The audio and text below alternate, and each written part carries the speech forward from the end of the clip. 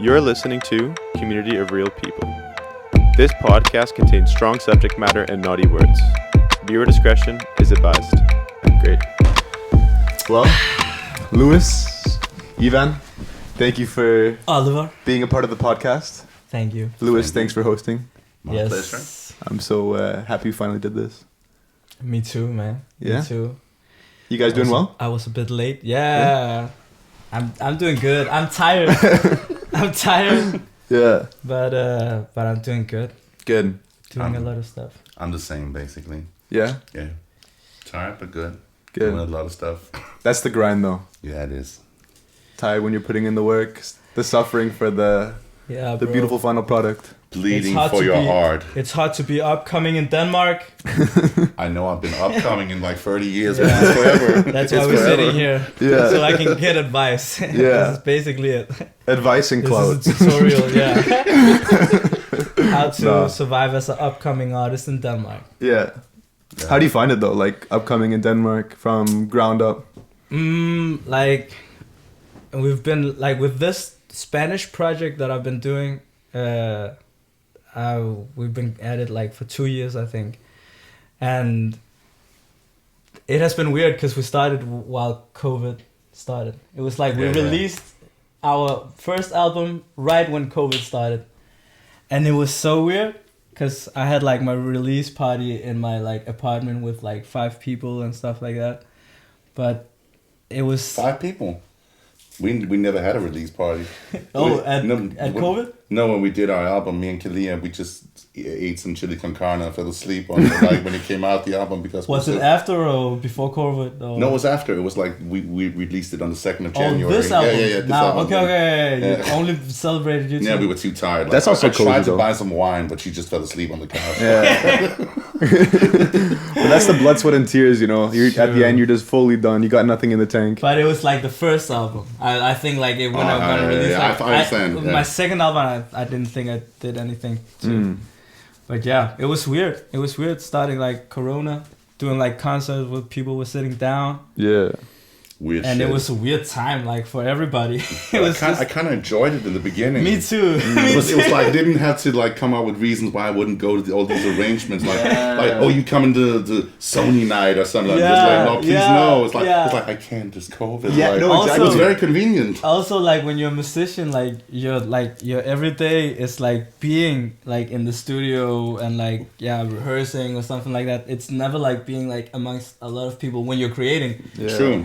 It's very private. So when Corona started and we were just in the studio every day and everyone was like, oh, it's so weird, like I can't go to work, blah blah blah, and we could just go to the studio like from daytime. It was the first time that I felt like a real musician because I could go. No, I get it. I recorded a lot in the Corona period. Yeah, me too. I did I have this weird SoundCloud shit where I sing covers. They were all done in Corona when I was really depressed just because I was bored. Yeah. And I didn't feel like having a normal session because it was so pressure-ish. Yeah, 100. Like almost like, not pressure-ish, but just it takes a lot to do a vocal session and to write a song. Yeah. And here I could just be like, I could just do a cover. And actually my mom was the one that talked me into it because she was like, can't you do an album for me? I know you'll never do one in real life, but can you just sing a cover? And I tried it and it was funny. I just continued and all of a sudden I've done 10 songs. There you go. And they're all demos, but they're pretty nice. I like listening to them sometimes. Yeah. I had an interesting conversation with some friends yesterday, and I was like, "Did COVID make or break you?" No, it made me. It actually it broke me and then it made me. No, but that's more accurate too. But actually, like what Corona did was, I remember I was in a relationship that I didn't want to be in a lot of ways, like in like working and with the label and my personal life too. And it was like when Corona was happening that I began to think about all of this, like, and then after Corona and when you could go out, I didn't want to go out. Like I was afraid to go out. I felt like, oh shit, like I was afraid. I was afraid to go out. I felt like I would had social anxiety. Yeah. Social anxiety? I have Yeah. social anxiety, so I Yeah. know what you're talking about. But But it I was the think it first- came with Corona a lot. It was like Yeah. I've always had anxiety, even before I knew what it was. Yeah. But like that, like overwhelming sense of not feeling like being where you are because there's a lot of people and a lot of And you je ne don't. sais quoi, what is it called? Like a lot of impulses around. Yeah. It just really, it's starting bothering me, and that's why it was so hard to me not to play concerts, because that's easy. I love playing concerts, but like the whole like festival backstage shit, there's so much going. It's like zzz, You're overstimulated. There's too much going Basically, on. Yeah, I feel that. and that's just hard when you work hard in the studio and then you go out to the exact opposite, because it's such a safe space in the studio. It's like, especially when you're alone. I love working with people when you're like doing a beat. Or you're writing alone, it's just like the most serene thing in the world. I think writing a song, even recording yourself sometimes, it's just like, I've never tried to have anybody else Like record. alone? Alone. Yeah. All the stuff I've done, I've recorded myself. I've never had an engineer recording me ever, because it's just, and it's not that I wouldn't mind trying it one day, but it's like if you want to convey an emotion, it has to be really, doesn't have to be, but it has to be honest for me to feel it. Yeah. And for me to feel like other people could feel that emotion. Yeah. Like, Yeah. that makes sense. Yeah, no, it totally makes sense. When I write lyrics lately, it's been like when I'm alone. That's the best lyrics come. It's therapeutic. Yeah. I say shit that I don't want anybody to hear the first time that I'm Yeah. saying it, so I can Yeah. listen to it myself, and Yeah. then after I'm like, okay, but it's like when I've said it. if you write alone, that's great. But even when I write with other people, I think a lot of people think that, oh, you're in the studio together, like every word. But on the Kaaliyah album, for example, a song like Sun Rays, it was written very much, we were together and we came up with some ideas. Then she went home and she straight ahead wrote what was become like the outro C part. And I started working on the verses, and then we kind of did the hook together. And it just became very natural and like almost symbiotic, I think it's called. Yeah, symbiotic, yeah. Yeah. And it's really beautiful, because a lot of the times the pressure of sitting next to someone who's like, what do you have? What do you hear here? And you know they respect you a lot, and it's such a fucking pressure. Like even when somebody's like, this is really nice, but can we get the session going? I just become like, Yeah. and I can't really explain it. I'm not that like well reflected, even though I think I am pretty well reflected, but I don't know where that feelings come from of being pushed. That's just like really off-putting to me. And I think a lot of people in the music industry knows what the fuck I'm talking about. Yeah. Even if they don't want to talk about it, and that's okay too. Yeah. But Yeah. I don't mind talking It's a about much needed conversation. I mean, Yeah. I mean, I think like from an outside perspective of someone, I mean, I'm not involved in the music industry, but when you go to a concert or you look at an artist like, oh, he hasn't released an album in a while, or oh, like that must be a glorious lifestyle. You know, he's on the stage, all these people love him, but at the same time, it's like the social anxiety, performing in front of crowds, The the day job. exhaustion, the day job, the grind. Like there's so much that goes into it. But you're like musicians are seen as like these public figures, which they are. I mean, they have a voice, but at the same time, you're human beings, and it's like you also need to just like put yourself first. True. So it's a much needed conversation, and it's not talked about enough. Yeah, I think I've experienced that like as an upcoming, like talking with all these upcoming artists, like it's like similar the problems that we have, and yeah, and so but it's interesting because like I don't know if it's because I'm getting older or if it's like this time right now that people are talking more to each other, especially here in Copenhagen, like in the music industry, like artists and producers.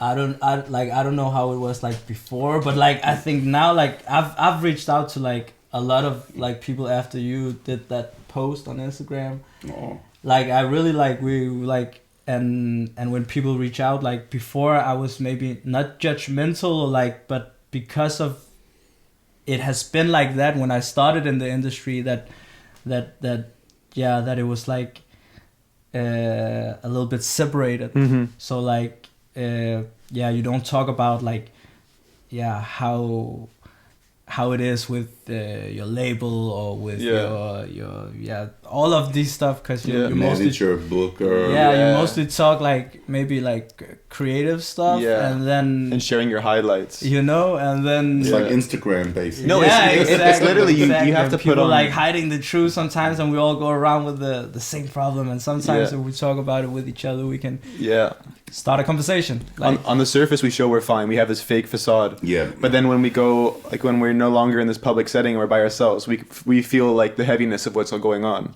Yeah. So it's when you open up that you can allow yourself to actually like grow and feel better. Honestly. Let's be honest. It fucking sets you free. Oh, it does. In a way, and I'm not talking about like Fifi said the mighty stinging shit. Much love to Sting though, but it's like. But it's more just like when you... I can tell you about... That's a dope-ass song. Yeah, bro. I love the Police. More than Sting, too. But anyways... Where the fuck was I? It sets you free. It sets you free, yeah. Bro. I mean, in a way that's... what I did was a process. It wasn't planned at all. But you all know, and I know everybody's been affected by what happened to Hugo Helmi. And it's not like it hasn't happened before, because it happened just a year prior maybe to Søren Holm from Liz. Different situations, but definitely both people struggling with their thoughts and anxiety. And it happens all over the world all the time. And it was just when I saw that, I just felt like saying something about it. I didn't feel it was particularly deep or particularly like special. But for the first time, I never write. I used to not write anything serious. Most of mine was just sarcastic humor or saying something like, I don't like this song because it's like, it was bullshit basically. But you know how it is sometimes.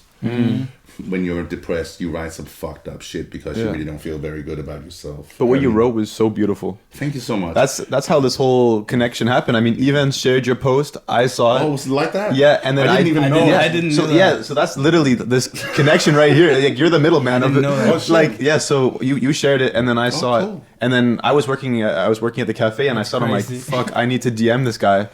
And then I was in the psychiatric hospital when you reached out to me. But it's so funny because when I wrote to you too. I was. The timing, it's just like that's right when I started. Time to write in there and think about.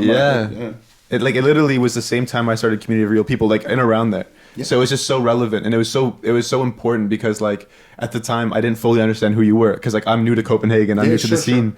But now that I've connected all the dots and know actually who you are, it's but holy I'm also shit. more like to your. I will say this, dude. I'm maybe until recently I've been more like an urban legend because I've been active, but not really.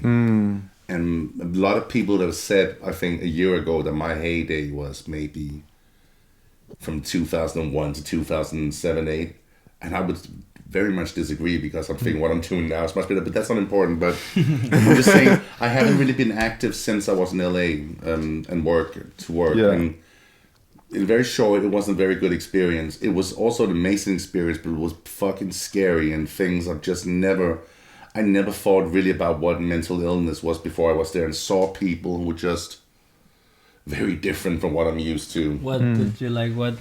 Yeah, but it's like I do want to talk about it, but also I don't want to name any names because we're talking about some very known people. Yeah. But let's just say that some people we worked with, especially one that was very important to us, she suffered from mental illness, and we had no idea how to cope with it because we were young. I was maybe 25. I think Freddie was 23.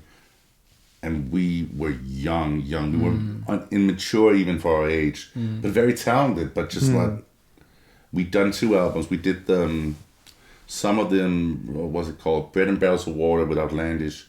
And we did the Burhan album. And then we got a very, very big publishing deal, and it was just like skyrocketing. Then we were in London, like after a month, I was like, cool, oh shit, so solid crew, like people like, and it just continued to the States where we were headhunted to work with. I could say it was Brandy because I'm not talking about Brandy when I'm talking about what happened. This has nothing to do with her. No. That's very important to get down. 100%. I love Brandy Norwood. Yeah. But the girl we were working with was having a hard time, and we were seeing it kind of like fall apart right before our eyes.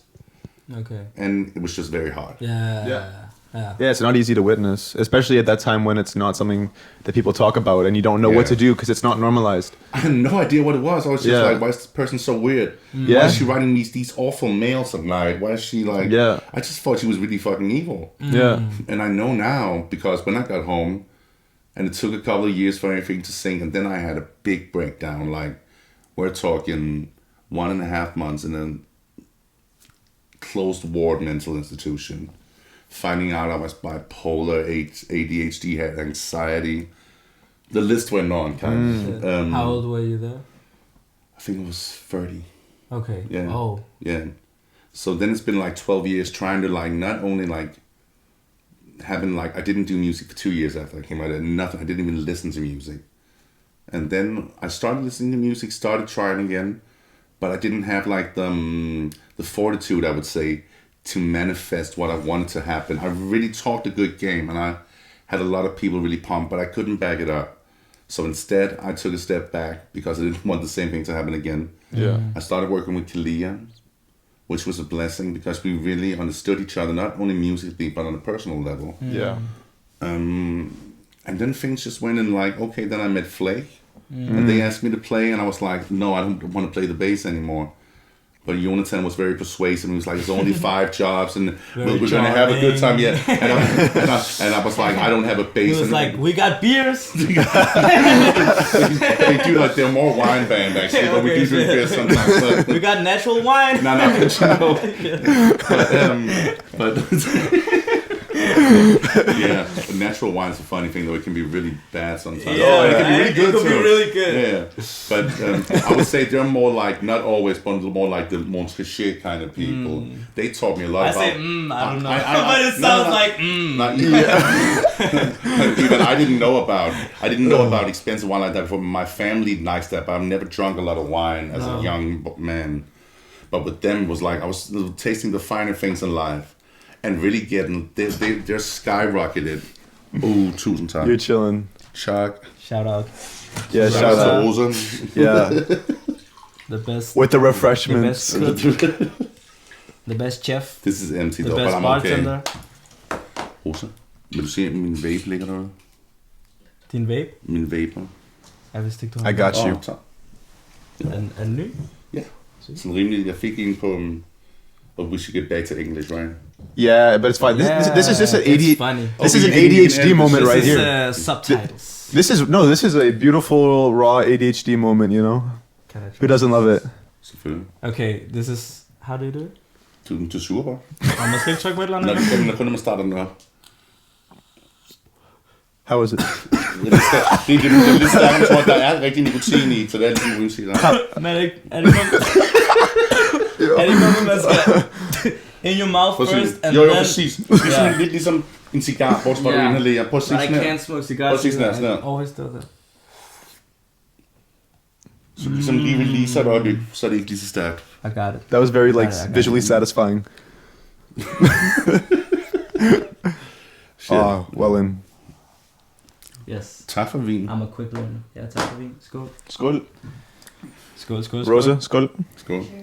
Og der er stadig lyd på og sådan noget, ikke? Yeah, but it's all good. This is just a really raw podcast. Like this is just dudes hanging out. That. Where were we? I don't remember, but we can start somewhere else. How's that? I have no idea where we were. I think I was talking about the last 12 years. Yeah. Yes. Actually, I can end that because it's very simple.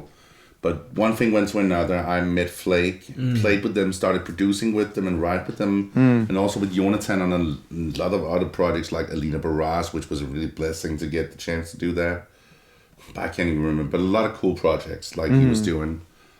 And we continued with Kaaliyah.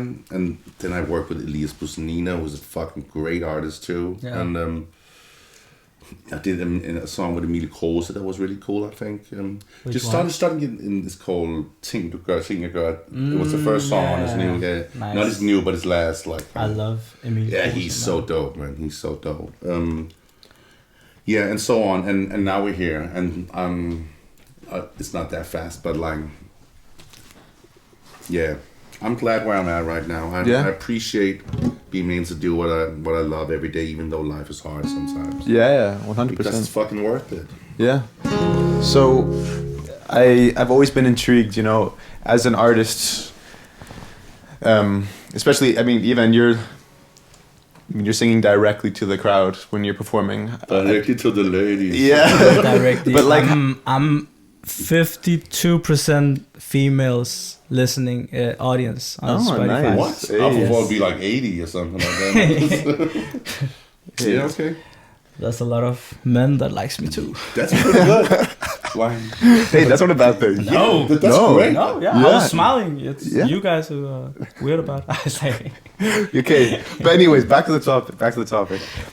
Stage fright, yes, anxiety. When you're stepping on that stage, I mean, what leads up to that moment? How are you feeling? bro. I am so. People always tell me like I used to tell people like if they were like, how are you? Like, are you a shy person? Or and I always been like, I'm really shy. And then they're like, nah, you're not shy. You were dancing like 2 minutes ago or stuff like that. But then I'm like, oh, like if I'm in my own world, I'm not shy, you know. Yes. But when you're in front of a crowd and people are like looking at you, I've always been bad at performing. When I was a kid, I remember in my family, my big sister, she would always used to be like, we should do like a concert like for the family, and then she would drag me out and like she would like learn me some dance move or stuff like that, and like front of my family I just blocked. I couldn't, like I was like so afraid. So like You got some crazy dude right now with that I scarf do? going on. Yeah, it's fucked up. it's a new style. I can't get used to being short haired again. It's Yeah. very weird. Yeah. Fair. Oh yeah, you had long hair. Yeah, long ass hair. But yeah, so like every time like I had to like go up to like to perform and stuff like that, I'm not nervous like the days before, like never.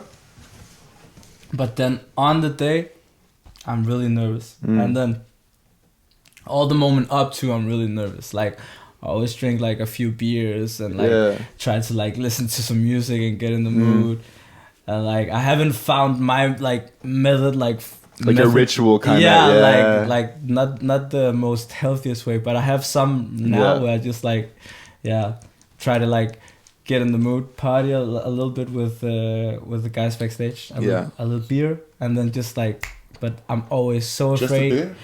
Just a beer, some joints, some cigarettes, Yeah.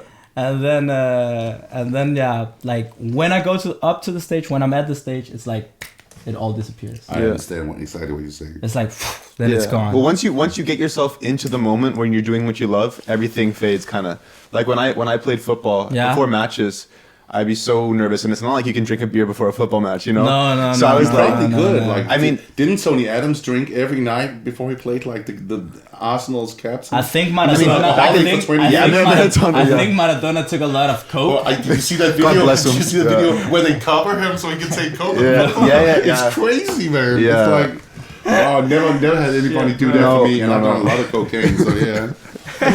Don't do drugs. Don't do drugs. Yeah, true. Don't do drugs. Yeah. Even though you get really good at football. No, but like Crack cocaine and football.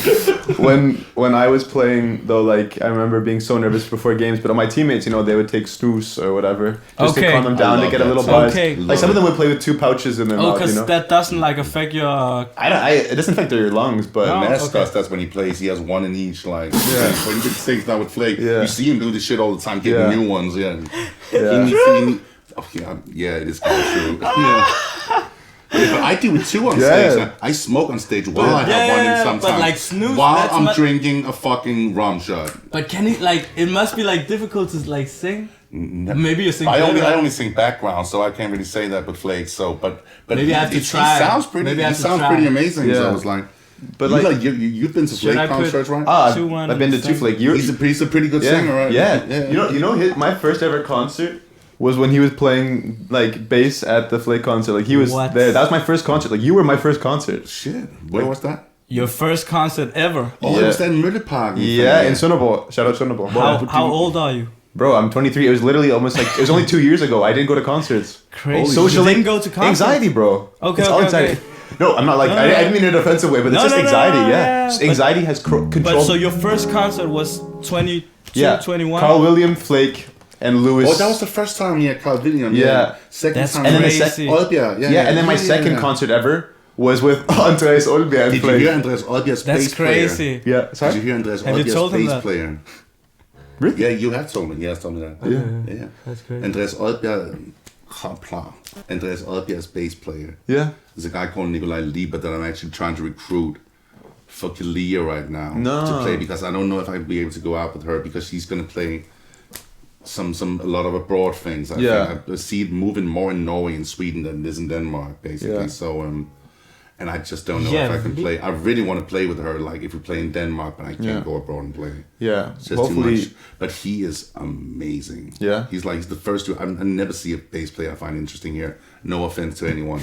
There's a lot of great bass players, but he was just like the way he reminded me of myself, basically. But maybe he was even better. I don't know. It's just he was just playful with it in a way where it's just like I had to go and say to him, "You are the baddest motherfucker." I never do that. Never do that. That's respect to him. Because I'm much too shy to do that normally. Yeah. But I just had to tell him, and Then he was good. Yeah. If you like shy to do it. fucking good. He was actually Hugo Helmy's bass player too. Ah, okay. Yeah. Yeah. Yeah, but I mean, that performance with Andreas Olbjerg was fantastic. Yeah, it was fantastic. I watched the entire show. I never watched the other act when we were playing. He's such What a was your first concert ever? The first I remember, Yeah, the first time you remember. Prince on the parade tour in Valbyhallen. that's a When I pretty was great seven, fucking I was first seven, concert. I was seven. Holy shit, That's that's a good crazy. concert. And after the year after I saw Paul Simon on the Graceland tour, but he hit the whole African band there and shit. Some good time. Yeah. What about you? I have one that I don't want to say because he was not really an artist. It was like a kid show. Okay. So it doesn't Okay, count. fair. I was a kid, like my mom dragged me there. But like my first concert where I was a fan. Yeah. And what I remember was outlandish in Albertslund. For real? Yeah. Damn. And my uncle, he knew Isam. Yeah. Because they're from Brøndby Strand, so he knew that I loved, and that was that album, the Bread and Barrels Award? Yeah. Shit. Yeah. That's amazing. Yeah, I man. got it autographed, Damn. and then I went, and it was my first concert, and I remember when I saw them, I was like, I want to do that. How old were you? I must have been. When did that album come I out? have no idea, like 20 years ago or something like that. Yeah, Damn. I must have been. I don't know. How old are you now? I I'm forget. 27. 27. So you were like 7. Maybe a little bit, maybe 8, maybe If I 7, feel if so it's 20 old right but now. like- I feel Then I was really 7. old. Yeah, no. You don't look. Yeah, No, no. I don't look oh, old, thank bro. you, Yeah. thank you. You really look really young. Yeah. Thank you. Wow. I'm guess. the one who looks old. No. I got a baby face. I can't even grow facial hair. Yeah. Bro, What? you are young. You're a baby. Yeah, Yeah, you're 23. You're right? 23. Shit, man. You hitting on me on a podcast? That's a weird thing to say. Also, if I was hitting on you, a beautiful baby. I don't know. No, that's so wrong. Yeah, well, let's change the topic real quick here. Yeah. Okay, so like we talked about the need of the conversation for mental health, right? In Denmark and how it needs to be more prevalent within artists. I mean, with all the stuff you go through with like mental health and the struggles, what makes you want to keep on persevering? Like, what about your craft just makes you want to just say, fuck it all, I'm still going to continue doing this? Because it's the only reason to go on, basically. Maybe accept love and universal love. It's like, if I didn't have music, man, I would fucking... I don't want to say shit that can get me admitted, but I don't think I would be here if it wasn't for music, basically. Also, yeah, the same. And also, like, if you want to change something, it's not gonna happen like overnight. And maybe we're not the persons who are gonna change it, but I hope no, not. The world's in it would be trouble crazy. if we're the last resort. But just like here, I'm talking here, Copenhagen, Yeah. the music industry. You I do mean, it. we try to make a little change by helping like the Sure. artists, the young artists. But like, but yeah, I think that's the reason that you Yeah. keep on going. To know that like maybe like this older generation or like these generations that are gonna come now, maybe like if we inform them like before they go out and do stuff like we did, then maybe like we can change. You can kind of things. like pave a clear path for them, right? It's very simple. Not actually. like not 100%. No, Advise them as much as we can, and So the reason to keep on going is like to learning more about like what we can do better. 100%. You know, maybe I'm not gonna like no. I get it. Sorry, I don't want to interrupt. No. I'm done. I was ranting too. That's okay. Finding words. I just want to say something to the thing you're saying. It's basically like, to put it very simply in terms people can understand, the George Benson song that Whitney Houston made a hit where I don't remember it was called The Greatest Gift or some bullshit like that. But there's one line in the song where it says, I believe the children are our future. If you don't believe that shit, what the fuck is there to believe in? Yeah, no, it's true. And that's what it is. And to me, a lot of these young generation are children. I'm not saying to disrespect them, but it's like watching children being led by the blind. And that is so fucking bullshit, especially when you're sensitive and you're creative, and it's a hard world to navigate in. 100%. Yeah. Basically. Yeah. So. Yeah, it's like in a weird way, I'm starting to like feel as a kid again. Me too, man. And that's that's why when you see these like young artists that like are asking for something. Sorry. Then it's okay. I believe the children are.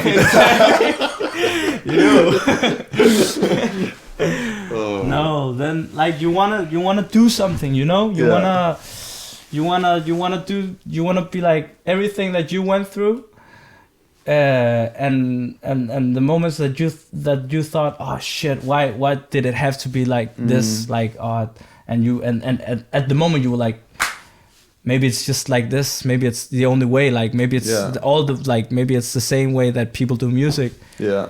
And then you start to meet other people and learn other ways and like learn different ways to do it, and that is important like to tell, because I think especially for me when I started and I was young, like a lot of people were telling me that like in what way it should be done, you know, and I just don't want that to happen. No. But then I mean, how would you if there's people that are listening right now that are like struggling with either, you know, their mental health or trying to become an artist and kind of like follow the same pathway as you guys, like what advice would you give them? Because I mean, at the end of the day, I mean, you can only, like, it's also important to say like everything we're talking about is through our own experiences. We aren't like the gurus or anything, but based on your trials and tribulations. I mean, is there anything that you guys? I would say like the thing that like that you started, like I think it's really simple, and it's about like just speaking up sometimes, and not speaking up about,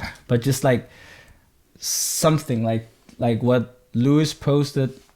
Maybe he was thinking about not doing it, but when he did it and he posted it, I read it, and I've been thinking about a lot of the things that he wrote.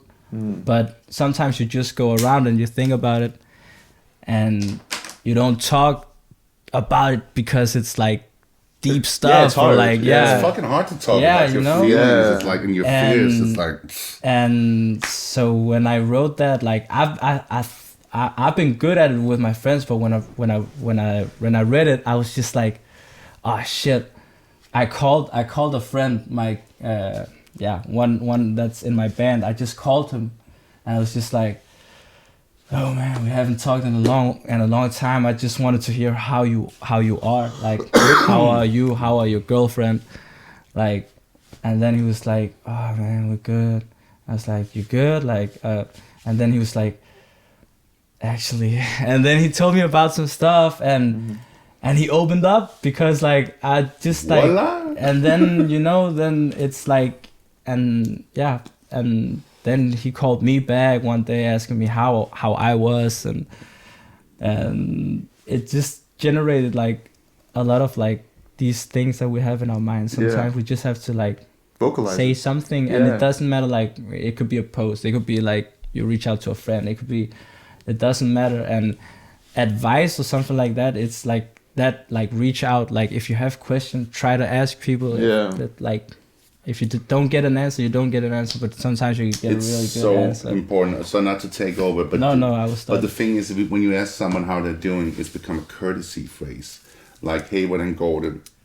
It means nothing. You'll be like, I'm good even if you're bad. Or feeling like shit. And the thing is, when I ask that question to you, I fucking mean it. Yeah. You're allowed to load off on me if you want to. You don't have to if you don't want to. But it's a, what do you call it? It's an offer. Yeah, it's not just a gesture saying, hey, I see you. No, it's not I like, want to hear what's going on.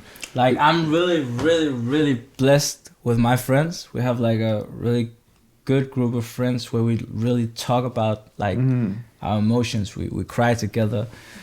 And I don't think that I would still be doing music if I hadn't had them like these years. That's and beautiful. That's beautiful. Like, that's love. I know, but I sincerely mean it, because like there was a lot of times like breaking down where you're like, I don't want to do this. I don't want to do it anymore. You know, like, even though it's like, music is everything, and you're always gonna like write songs, but sometimes you're like, I don't want to do this way, and then like you need those humans around you. 100%. You need persons where you can like cry and like you need a fucking calm support down. system. Exactly. And it doesn't matter if it's your family or your friends or people you meet and by coincidence, but it's like, okay, I prefer family and friends, but you know what I'm saying.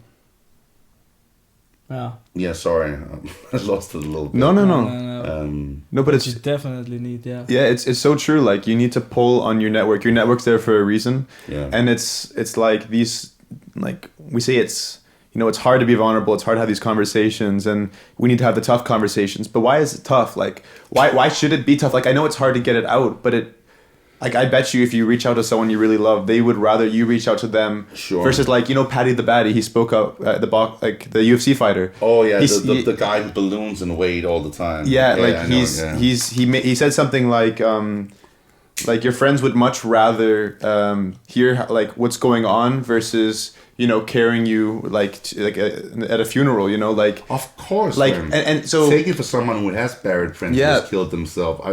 I haven't physically buried him, but I've been there with his family in church, and that shit is much heavier. Like. Yeah, and we need to, like, this is what, you know, the community of real people is all about, is just normalizing this fucking conversation. And like, we just need to talk about how we're feeling. It's so important, and being vulnerable can set you free in so many ways. I actually had a talk with my mom not too long ago, and it was a very tough conversation, but I literally just said to my mom, I was like, if I didn't have you, Dad, or my brother Ben, I don't think I would still be here.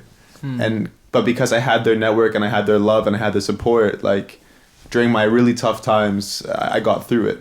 And that's for me has meant the world. So it's just it's just talking, you know? You can't say it enough, but just fucking talk, you know? Talking. Yes. It'll help you. But it's so hard. Difficult. Yeah. It's so hard. Yeah, it is though. And it's even harder when you think that you'll get fucking blacklisted in an industry like ours. Yeah. When you're considered not stable, because I've tried that for 5 or 6 years. Yeah. And it's very hard to lose that reputation again. Yeah.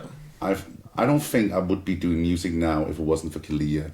Wow. Because we worked for 10 years to do one album, and we've done songs in between and EPs, and the thing is, she stuck by me like no other through that time. And when I was done with her album and I was done with the Phlake tour, it was maybe the hardest year in my life, 2022. I didn't even know if I wanted to do music anymore. I was just like, I think I've done enough. It's like, how much can you fucking torture your own soul just to make art and for these moments in concerts, and you're fucking miserable in life. And then I felt like changing it, and I did. I don't know exactly how I did it, but it was a long process. It was a process that started maybe years ago before I was aware. But yeah, to put it in more plain terms, I just started being myself. I put down the fucking chameleon of personalities that you have to do to navigate in this world and survive. Yeah. And it's just bullshit, man. Oh, 100%. Yeah. It's like the same for me when I was playing football. Like, I did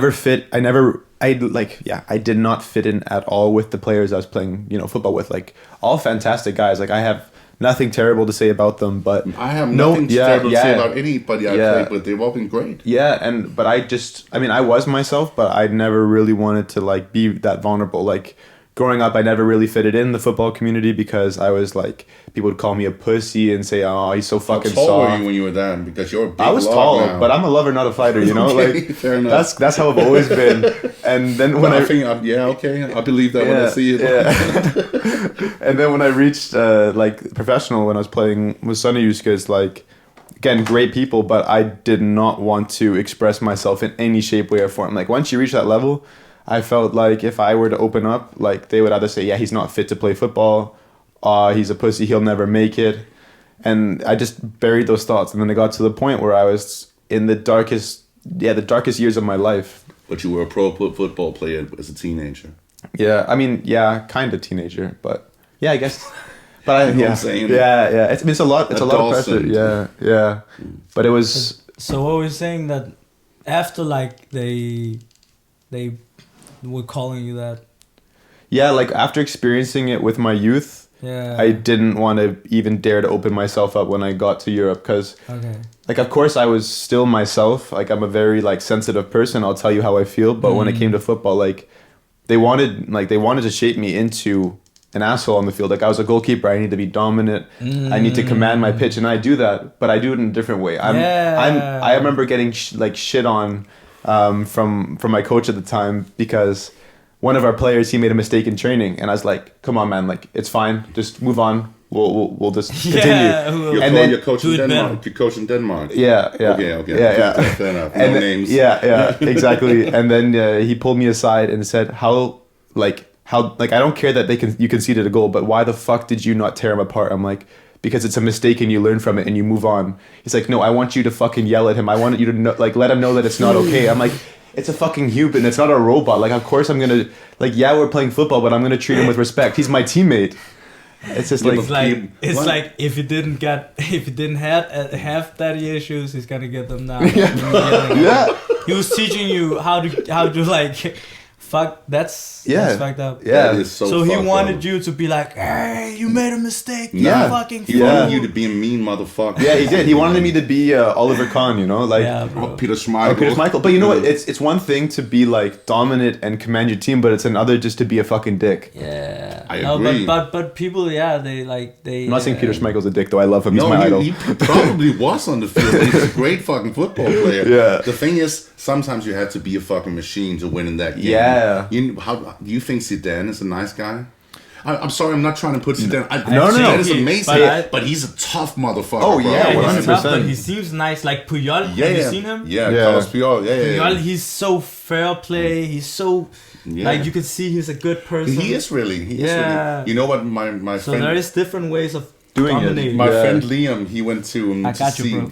Thank you, bro. I I gotta appreciate tell the that. story. My friend Liam, he went to with his another friend Uzo went to see a Barcelona game. Yeah. And Liam didn't really know anything about FC Barcelona, but he liked Puyol because Puyol was tearing their wing apart. Yeah. He was just like he just called him the player hater because he was just destroying Yeah. the wing, like kind of.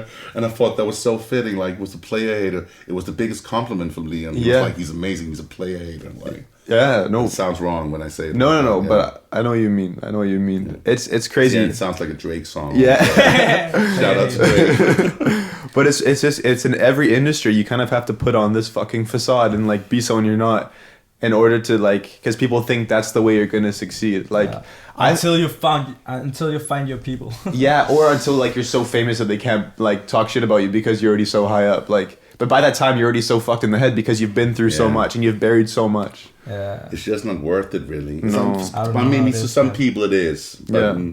not to me. And that's exactly why I'm like, I don't hate the music industry, but I really don't fuck with it a lot. And that's why I made a label with a friend and released our music through that instead, because I was so tired of their opinion.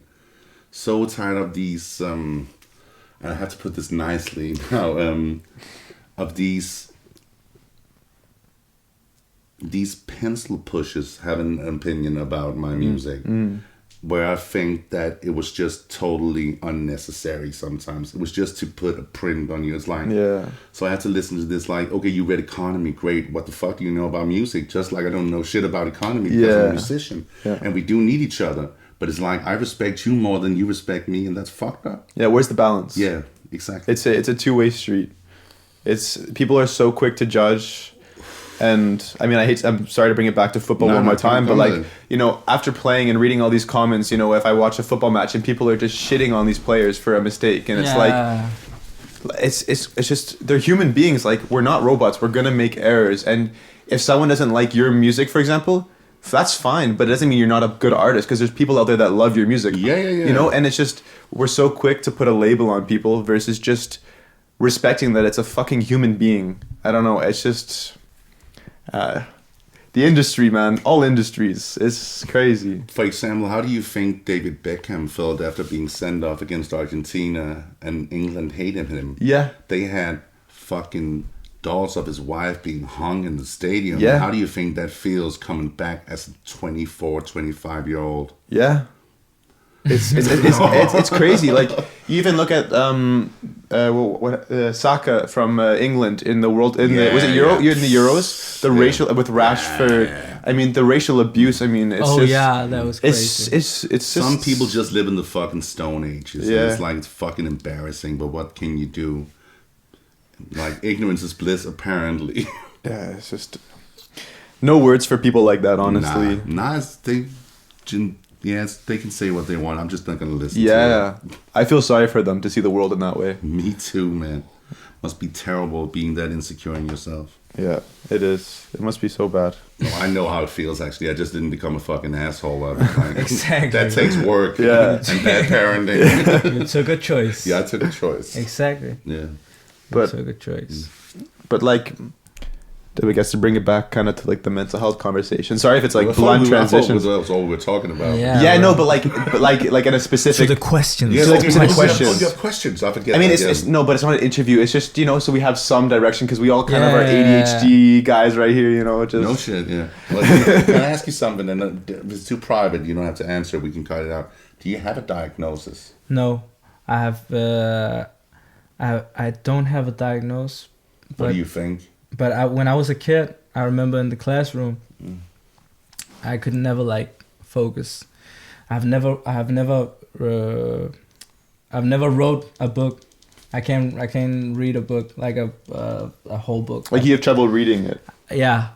Like not concentration. Yeah, I can read. Yeah, it's not dyslexia, but it's just concentration, focus. Yeah, I have that too, and I can say what I think it is, but that's not my job because I'm not a psychiatrist. And then we're gonna have a psychologist appointment right here, right now. Yeah, can we please can we put you in a box like the rest of the world does, or what? I would love to figure out what is wrong. But there is what nothing is going wrong. on? There's nothing not wrong. What is going There's on? There's nothing wrong. Just that you just have there's something different about you that makes certain things. I'm so slow learning. I think everybody thinks I pick up shit so fast, and I do when I'm good at something. Yeah, me too. But it's like in the beginning when I borrowed this guitar from my friend Julian, right? And I couldn't play it. Like, I've been okay, never great on guitar. I'm a bass player and keyboard player and vocalist more than that. But I really love the guitar, so I'm just noodling around with it. And you just feel like it's slow. It's a slow burn, but then all of a sudden, I'm fairly good at it. And then it becomes natural, and that's how music is to me. Like, I think I've had 7 bass lessons in my entire life. And 4 of them was from my guitar teacher in my school. And I was better than him by the 3rd lesson, to be honest. Yeah. Because he was a guitarist. Oh, somebody's in the house. Someone's entering the building.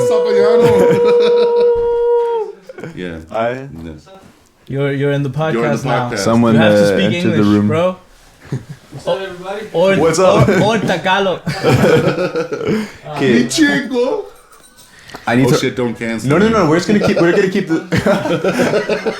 gonna keep this rolling. I have to pee so bad, so I'll be right back. Pee? Okay. Yeah, but you take a break. It's I'll fine. make the question. You're gonna edit it, right?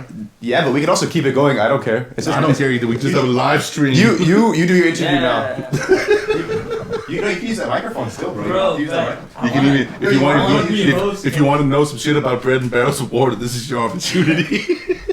So, Louis, I think everyone wants to know this. Phlake. Phlake. You told me a story earlier about some Oreos. Yeah. Can you repeat that story, please? Oh, you're I talking thought it about was the so funny. Oslo boat thing. Exactly. Yeah, but it's very simple. We were booked. You guys have to hear this. It's like meta. It's totally meta. We were booked to play at the Oslo ferry, or what the fuck it's called, for a 2-day cruise. And I have to admit, I wasn't looking forward to it because it's not really my scene. But it was kind of funny. We were doing a sound check and the boat was going like we couldn't stand up and shit. Then we played the concert and it's going fairly well. It's small, but there's like 300-400 people and it's crowded. And then they had this great idea to put Oreos on the table because there's this, yeah, you know the run, how does it go? Sorry, I'm so terrible at remembering songs. Sorry. Running in the waterfalls of your swimming in Oreos. Yeah, the swimming in Oreos thing. And then people started throwing them at us because they were drunk and it was the Oslo boat. And they hit both me and Mads. Like, I think they hit Mads in the head and me on the shoulder. And it was just like, what the fuck? Are we some shit? I love this story. It's like, this is... I love this story. And we thought it was funny, but it was also fucking fucked up. But it is kind of fucked up. But it's also funny. You didn't hear this story, bro. I didn't hear something about Oreos, so I assume it's the Phlake story or what? Yeah, bro. Love that. He said that's fine. They threw Oreo at them while they were singing the song. But I can say to because they put him on the table. Because they put it on the table to the audience. We were playing the pregnant song, and they started throwing them at us because they were drunk. The Oslo boat is like sunny beach on a ferry. Like people go there to get wasted. Like it's horrible. It's great, but not really. I would have loved to seen it though.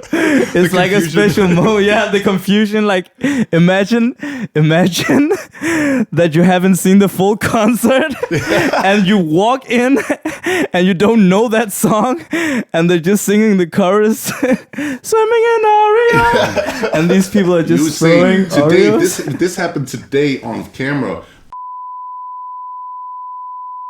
Okay, no, shit. please take that out. I'm not gonna say that about anybody. No. You want to switch? But We'll just bleep that real quick. Yeah. Do you want to be back in the hot seat? I don't care. I'm good at wherever. I can interview you guys at one point if you want to. We do like. I would always want to be an interviewer. We're playing musical chairs at the moment. Yo, but you know what though? The one thing I completely forgot to do when we started was I can't find my phone though. I actually need my phone. I can't find my phone when I was you. I'm always sitting on my phone. It's very, very bad. there you go. habit. It's all good. It's all good. All right. So you guys are seriously sitting on your phones in the middle of a podcast? What's going on here? This is some Bro, 20 I was Sorry, I just gotta write one message. Yeah, you're chilling. Yo, but okay, we'll start with you even because we completely forgot to do this. And Yes. for the people who don't know who you are, Oh yeah, shit. who are you? I mean, who we were are you? talking about like We went into this straight deep stuff right away without I'm admitting. talking like I've won Grammys, bro. You will. I'm like You and that guy. What's that guy? I love him. That's serious. Nicky Jam. Nicky Jam, Nicky bro. Jam. Nicky That's a Jam, funny Nicky ass Jam. series, man. That is a Rafa. funny series. yeah, it's a good. I've watched it No, it's several good. times. I don't know what it It's is. very You dramatic. have It's to- very you have to Spanish. see Very it. dramatic. okay. It's on Netflix. Yeah, but it's great. What was the question? Who are you? Like, why are you sitting in this chair? What is True. your worth? My name is Ivancito. Yeah. My real name is Ivan Lemos Barrales Pargo Martinez. But I go under the name Ivancito and I make Spanish music. But I'm based here in Copenhagen. Okay. But I'm gonna travel very soon. Yeah. Yeah, I Where? want to travel to Miami and be there for a while and Love that. make some new music there. But Nice. like right now, I'm finishing an album here in Denmark, Yeah. and it's my third album.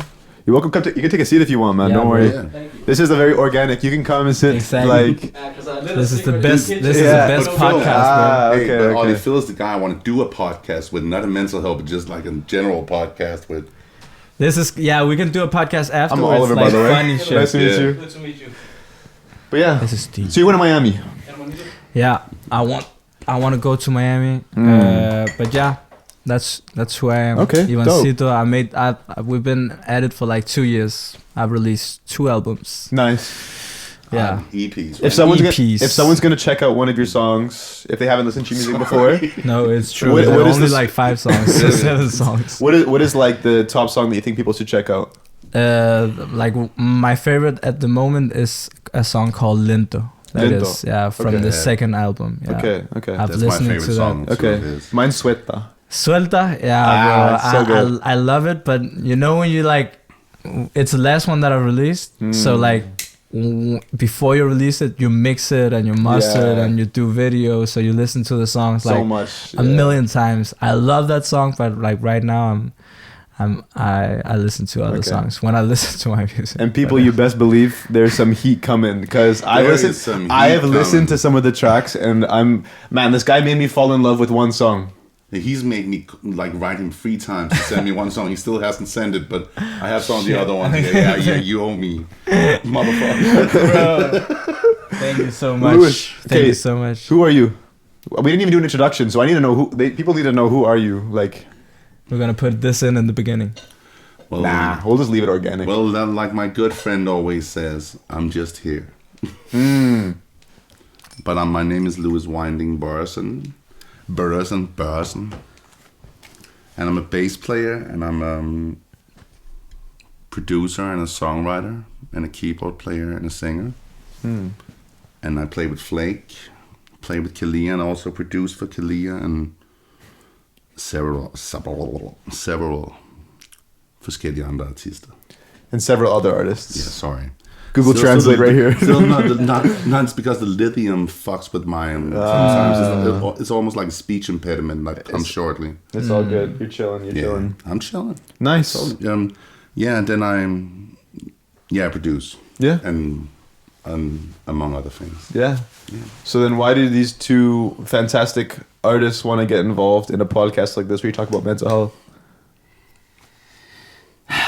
Is that Yeah. for me, Ivan? That's for both of you. You can start. It just feels like the right thing to do because I've been in the music industry since I was like 12 years old, maybe 11 even. And it's been really good, and it's been a lot of great highs and some fantastic lows. And to go through that and experiencing that, not knowing why I felt so different from a lot of other people. I felt very kindred with other people too, but I always had a hard time with the music industry, and like you take shit to heart a lot, and you shouldn't in the music industry because it's not personal. You don't like the shit, it's not personal. It's just not right. It's cutthroat. Yeah, it's very cutthroat, and I just don't think I was made for that. Which doesn't mean that I haven't been very successful, but it's been very taxing on me. And sometimes when it's very taxing on you, you try to vent shit out in the wrong ways, which might be aggression, it might be alcohol, it might be drugs for some people. For me, it was definitely cocaine for some years, but also other shit. Still love smoking this, but this is a more like peaceful outlet for my anxiety especially. Wouldn't recommend anybody doing it that way, but it works for me. But you have to remember, in some ways, I'm a fucking alien. And in the US, some parts it's legal. So Yeah, but we can. Shout out US. I'm just in the wrong you're country. and then you're not an alien. Yeah, but hey, I'll always smoke. I won't even throw a joint if I pass a policeman in the street. I'm like, he can take my shit. I'm not throwing it. Fuck that shit. Fair enough. Some good hash right here. You're smoking Maybe he until wants some. Maybe comes, he needs like, some. until, Had a long day. Yeah. What about you, man? uh, Why you wanted to get involved in this? man, like I've never I just think like as Louis, have not been in the industry so for such a long time, but a lot of the things that I've been experienced are like sometimes it's like situations are so like bizarre, like I've tried like being I'm not gonna go into details, but I've tried like crazy shit. And You like, colored your hair or what? what? You colored your hair? No. Not that kind of crazy, No. I'm sorry, I'm Colored just- my hair, like I've cutted my hair also, like. No, I I've remember done- that. That was pretty cool. Yeah, no, that was not it. But just, but just like that has happened like stuff and that has made me think about like a lot of stuff. I've been like processing like these situations, and I don't think that if I hadn't been in the industry, I maybe had like experienced it in like my life, but like in the music industry or like other industries, creative business, it comes really fast. You get like throw like all the problems at once. Sometimes you're thrown into the deep end, you know. Yeah, and you're really young and you cannot speak with everybody because it's like it's like impossible. Yeah, because like it's tricky. You have to know like who do I so for me it's important to do this because I don't even know like what the conversation is gonna be. I just know that everybody needs like to have a conversation about like what are happening in their projects and like and that way if there's like a community like or like a time where like people are not afraid to ask that people that they don't necessarily know that good, but know that they're doing the same thing as them and just want advice. That they just do it like.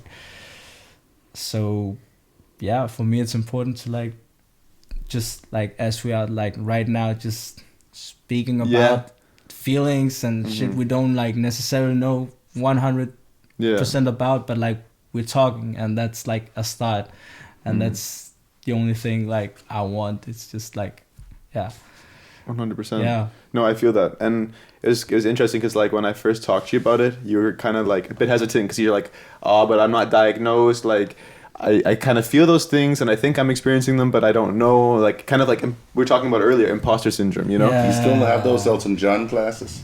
Yeah, I have. Where are they? Because this right light is there. fucking killing me. I think they're here. No, they're not in there. You did a magic trick. I don't know where they are. Oh shit, I'll go find them. It's just, but I don't think you took them with you, did you? No, I didn't. I was sitting here the whole time. Maybe they're there. But I would never throw them just because they're not mine. We'll find them. Fuck or is it. it because you want them right now? It's just You because want it right now. it's like being in like almost like in an interrogation light. Yeah, no, that's fair. No, it's I make it sound worse than it is, but it'll be comfortable. Yeah, Okay. can we just stop for a second? Sorry? Can we just stop for a second? Yeah, we'll take a quick little break. Cool. And we're back. Okay. There's a question I've been dying to ask you guys tonight. And that's what makes you happy? Shit, bro. I was at, how do you say, summer house? Summer house. I always like it's the easiest words that I'm like trying to translate. Just to make you feel good, I once saw a guy in Christiania push a say to another guy that was like an English-speaking dude, and he was like, they were meeting about he was selling him like 200 grams of hash or something, and the pusher said to this guy, "Meet me back here in one time." So you have nothing to feel bad about, my brother. You have nothing to feel bad about. One time. That's True good. fucking story, man. One time. That's good. No, bro. I went. It's kind of an urban legend, but you know, it's That's a good fucking story. yeah. Shout out to Miguel COP. Urban legend. One time. No, bro. What makes me happy? I was at the summer house this Saturday after work, and it wasn't even planned. It was really spontaneous. And one friend, she called me. She was like, "Yo, we're going with some friends. Just going up there, just chilling, food, and there was nature and a beach and a wood, and it was cold, but it was still like quiet and nature, and I've missed that, man. And I was happy there. I was like That's skipping beautiful. stones in the water, and we were like listening to like some of the songs that I've made, and we were like dancing even though it was cold and dark on the beach. And I don't know, like The small things. I'm happy right now. Yeah. It's the small things, man. Exactly. The small things add up. Yeah. But yeah, no, all the small things, they just add up. It is. That's the small beautiful. things, man. But nature, man, it's so good for your mental health. Oh my God, being outdoors, the fresh air. Bro, we were like, Does wonders. I swear to God, we were like, let's take a walk before it gets dark.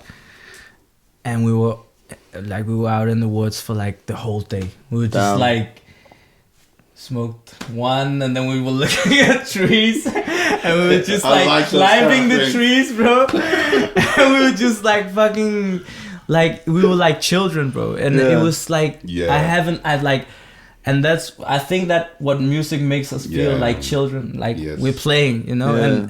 And but I got that feeling.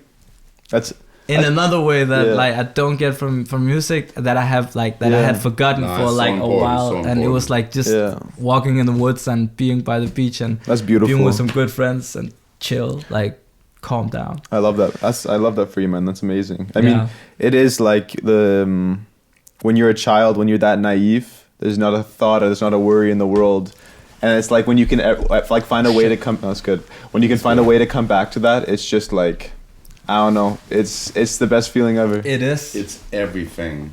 I know the question, but I'll wait a second with that. I just want to tell. All good. Because what Ivan just said. Ivan, sorry. Ivan. Ivan sounds like Ivanhoe or something. I've heard all of them. Yeah. Ivanovic. Yeah. Serbian. From Brøndby Strand. Yeah, sure. Yeah, okay. Shout out to Brøndby Strand. 2669. I just want to say there was one thing that happened at the very last Phlake job. Okay. I think it was the last job we played on this tour in a place in Bornholm called oh my fucking god, they're so nice. Henrik og Malene, og stedet hedder Gæstgiveren Bornholm. It's a place where you kind of stay at this like very homey resort, and we played 2 concerts. I think we played more than that before, but we played 2. On the second night, we got really drunk, and we got hungry. So I think it was me and people could get in trouble, but not really though. Not really. Mesbo and me and Nora, our tour manager, and there was one more person, but I think it's Johan. It was Johanny, our percussion player who's a Cuban guy, he's a really sweet guy. Yeah. And we got so hungry, so we raided the kitchen, and it felt like we were in school again, trying to do something. We were laughing. I hadn't laughed that much for so long. We were running around, we couldn't find shit, and Mess was like, "Oh, I got the meat!"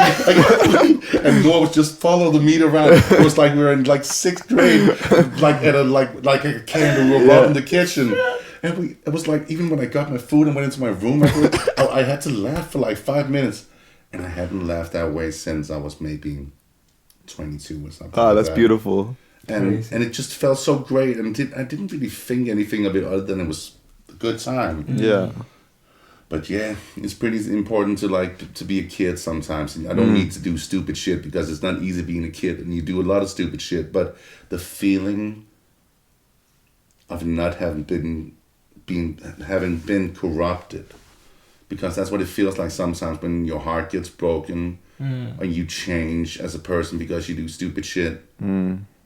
You've been corrupted, basically. Yeah, exactly. No, it's... And when you can find a way out of that corruption, it's just really beautiful. And I think that's what's happened to me. I think it's an ongoing process.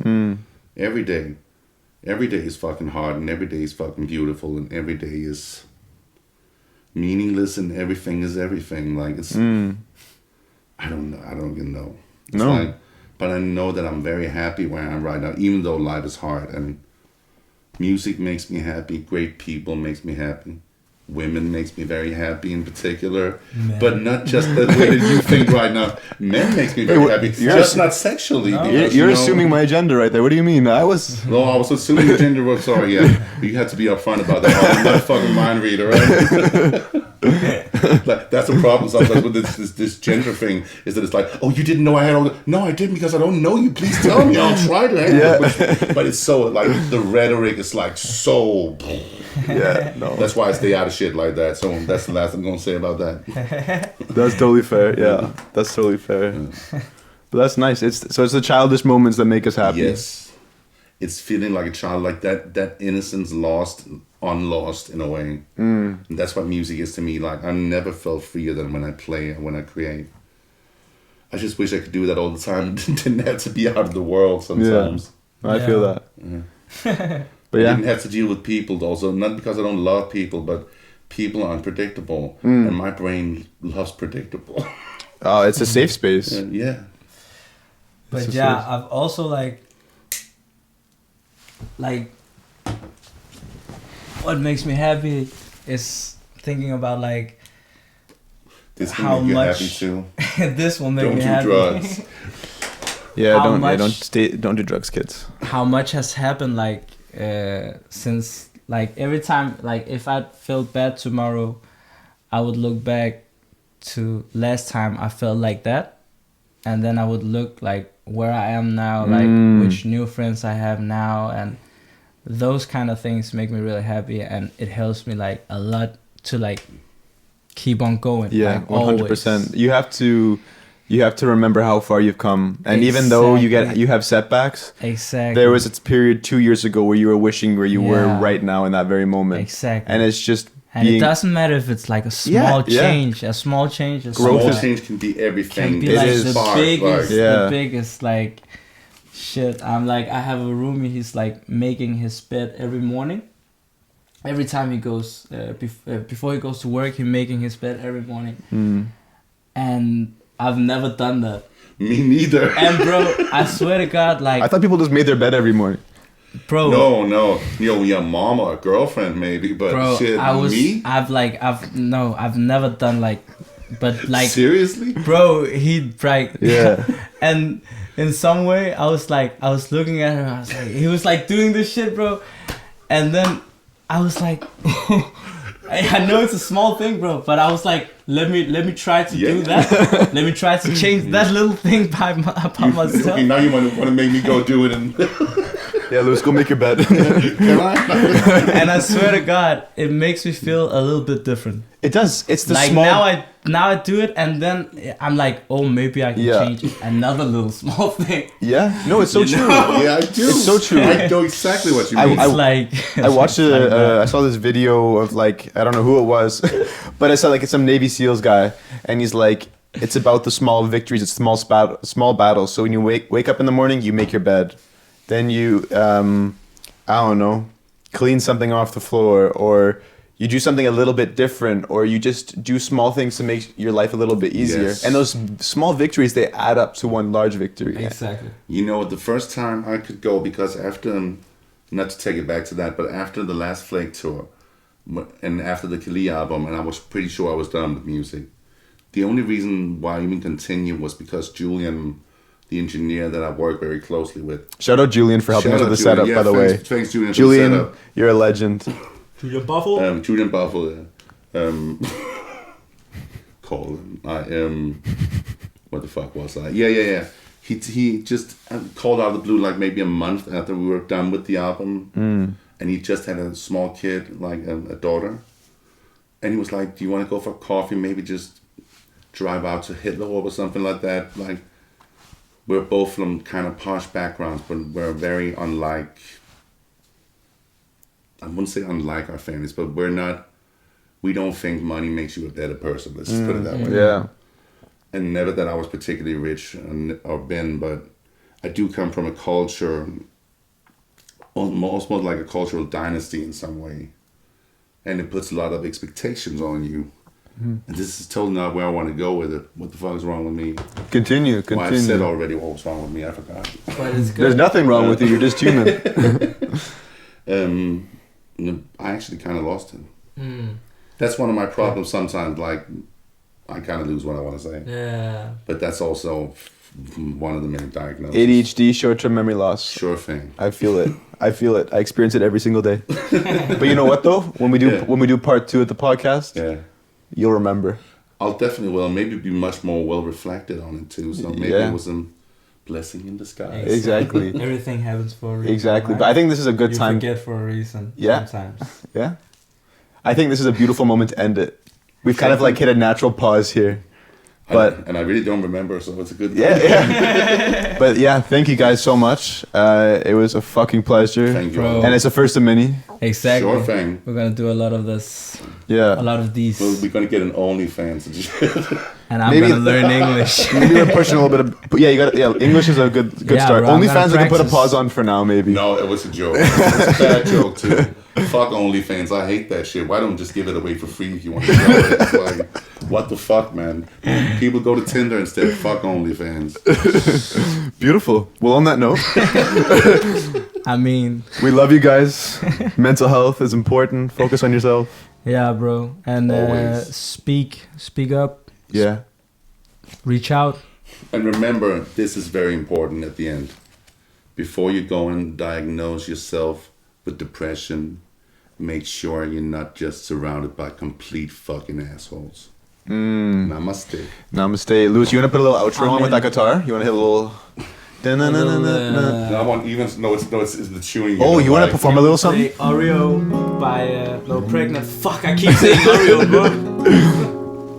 We'll get a live performance here. This is such a rip off Joni Mitchell chord.